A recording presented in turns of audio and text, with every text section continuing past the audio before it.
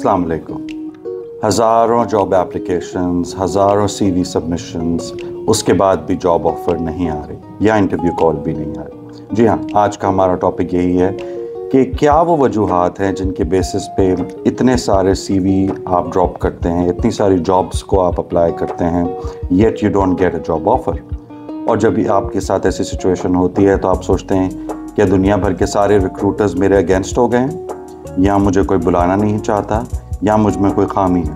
और जब आपके अंदर ये सोच आ जाती है तो आप एक डिप्रेशन के अंदर चले जाते हैं, और जब उस आप डिप्रेशन में जाते हैं तो आपको कभी कोई कॉल आती भी है तो यू टेंड नॉट टू कि आप उसमें सही तरीके से उस इंटरव्यू का जवाब दे सकें या उस इंटरव्यूअर से बात कर सकें। तो इस वीडियो में आज हम वो 4-5 चीज़ें डिस्कस करेंगे जो कि हमारे लिए बहुत ज़रूरी होती हैं जब हम कहीं जॉब अप्लाई कर रहे होते हैं। सबसे पहली चीज़, जब आप जॉब अप्लाई करते हैं तो आपकी जो सोशल प्रेजेंस है, आजकल के दौर में social media is one of the key factors जिसके बेसिस पे हायरिंग्स होती हैं।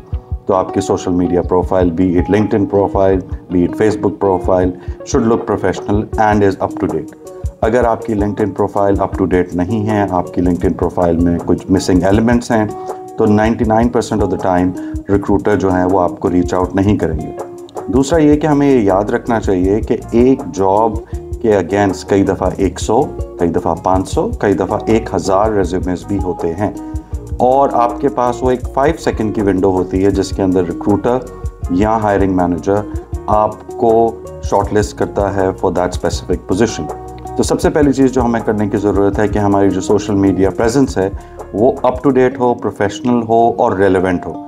क्योंकि अगर आपकी किसी भी सोशल मीडिया प्रोफाइल में चीज़ें इररेलेवेंट हैं, मोस्ट लाइकली आपको इंटरव्यू की कॉल या शॉर्टलिस्टिंग नहीं होगी। दूसरी चीज़ जो सबसे इम्पॉर्टेंट है, applying for irrelevant jobs, meaning आप उन नौकरियों के लिए भी जब आप अपना सीवी भेजते हैं जिनमें आपका कोई रेलेवेंट एक्सपीरियंस नहीं है, जिनमें आपको काम करने की सलाहियत नहीं है, तो 99% ऑफ द टाइम आपको इंटरव्यू की कॉल नहीं आएगी और आपकी शॉर्टलिस्टिंग नहीं होगी और आपकी फ्रस्ट्रेशन और बढ़ेगी। तो मेरा मशवरा आप सबको है कि जब भी आप किसी जॉब को अप्लाई करें तो आप ये चीज़ ज़रूर देखिए कि क्या वो जॉब की रिक्वायरमेंट आपके स्किल के साथ रेलेवेंट हैं या जॉब स्पेसिफिक हैं। इसकी मिसाल मैं आपको दे देता हूँ कि आप बहुत अच्छे मैकेनिक हो सकते हैं, but the job is for an aircraft mechanic. तो जब आप एयरक्राफ्ट मैकेनिक नहीं हैं तो आप एक एयरक्राफ्ट मैकेनिक की जॉब के लिए जब आप अप्लाई करते हैं तो आप 99% ऑफ द चांस यही होता है कि आपकी हायरिंग बिल्कुल नहीं होगी। उसके बाद जो तीसरी वजह है विच इज़ वेरी इंपॉर्टेंट, वो ये है कि आप उन जॉब्स के लिए अप्लाई करते हैं जिनके लिए आप ओवर क्वालिफाइड हैं। अच्छा, ओवर क्वालिफिकेशन क्या होती है? जब आपको ये कई दफ़ा सुनने को मिलता है कि जी आपको हमने इसलिए शॉर्टलिस्ट नहीं किया क्योंकि आप ओवर क्वालिफाइड हैं, उसमें यह है इदारा, रिक्रूटर और हायरिंग मैनेजर को उसी वक्त पता चल जाता है कि ये आपके पास जॉब नहीं है, आप डेस्परेट हैं और आप अपना वो स्टेप इन चाहते हैं कि आपका पे सर्कल चलता रहे और आप इस जॉब में आए। बट उसके अगेंस्ट जो चीज़ ऑर्गेनाइजेशन या रिक्रूटर के पास चल रही होती है कि 99% ऑफ द चांस ये है कि आप ये जॉब हासिल करेंगे और हासिल करने के थोड़े अरसे बाद जैसे ही आपको आपके मतलब की आपके स्किल सेट के साथ की जॉब मिलेगी तो आप ये नौकरी को छोड़ देंगे।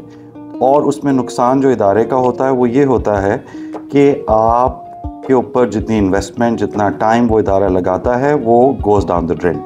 तो ये चीज़ को बड़ा ज़हन में रखना चाहिए कि जब आप अप्लाई कर रहे हैं तो आपको इस बात का बहुत अच्छे से तयन करना चाहिए कि क्या मैं इस जॉब के लिए ओवर क्वालिफाइड तो नहीं हूँ। और जब आप ओवर क्वालिफाइड हैं तो आप अपने आप को ये ज़रूर बताइए कि इस जॉब के लिए मुझे अप्लाई करना का कोई फ़ायदा नहीं होगा। उसके बाद जो दूसरी चीज़ है which is vice versa, which is being under qualified. कई दफ़ा आप उन चीज़ों के लिए अप्लाई करते हैं या उन जॉब्स के लिए अप्लाई करते हैं जिनके लिए आप अंडर क्वालिफाइड हैं, और जब आप अंडर क्वालिफाइड हैं तो 99% ऑफ द टाइम आपकी प्रोफाइल शॉर्टलिस्ट नहीं होगी।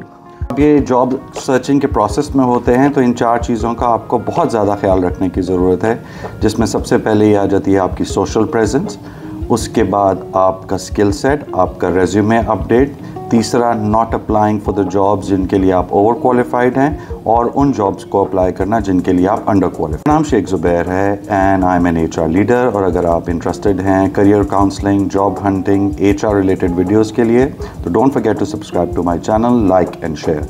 Thank you very much, take care, bye bye.